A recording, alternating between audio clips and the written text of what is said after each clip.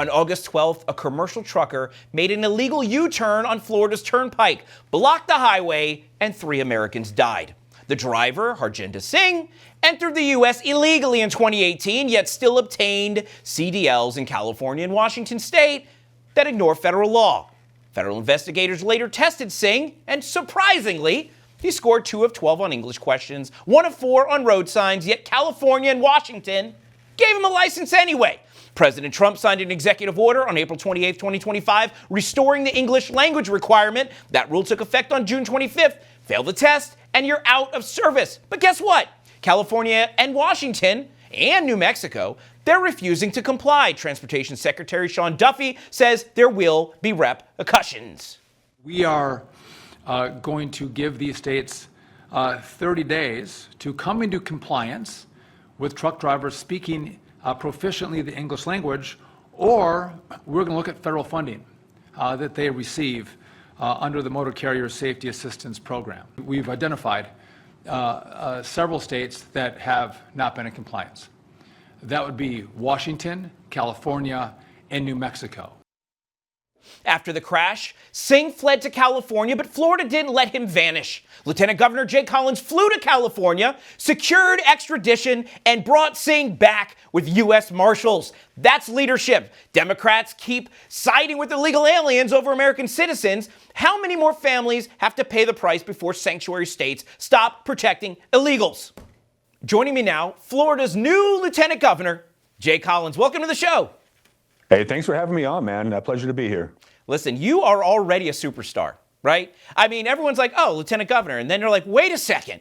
This guy just flew to California holding this dude who killed 3 Floridians, fled to California sanctuary protections, and you go out there, grab him, throw him on the airplane, drag him home, so now he has to face prosecution and then get deported. Thank you for doing that on behalf of Floridians. Tell me, I mean, this is a new role for you, and you're already kicking butt. Tell me what it's been like for you, and tell me about this situation.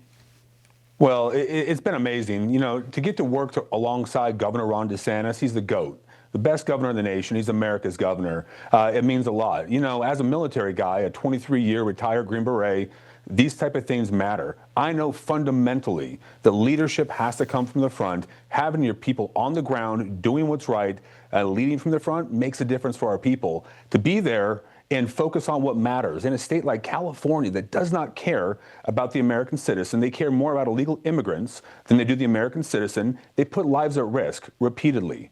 To bring this guy to justice right back here in the great state of Florida, it means everything, because I want our people to know that when California fails, Florida will not.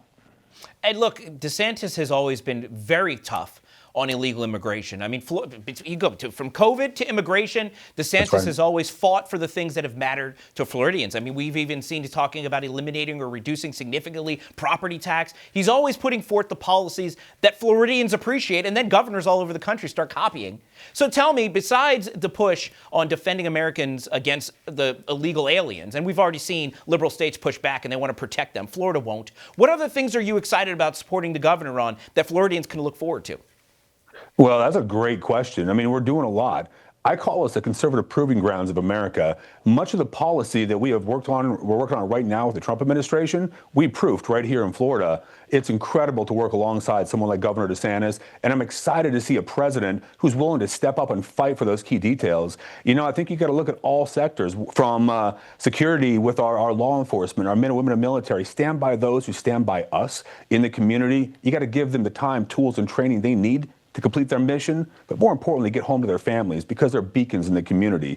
I think you got to take care of the energy sector. Small modular reactors are absolutely, unequivocally where we should go. They're going to be great for our energy sector and great for business growth and development, bring that cost down. And then I think you got to talk about insurance and property tax reform. You know, I grew up pretty dirt poor, adopted by my grandparents. It's important to make sure that moms and dads, brothers and sisters, people in the families have enough money to pay their bills and live a respectable life and leave it better for their family than they got it. So looking forward to fighting alongside the governor, alongside our legislature this year. We need to do it. We need to get it done. And property tax reform and insurance reform will continue to get worked on in Florida.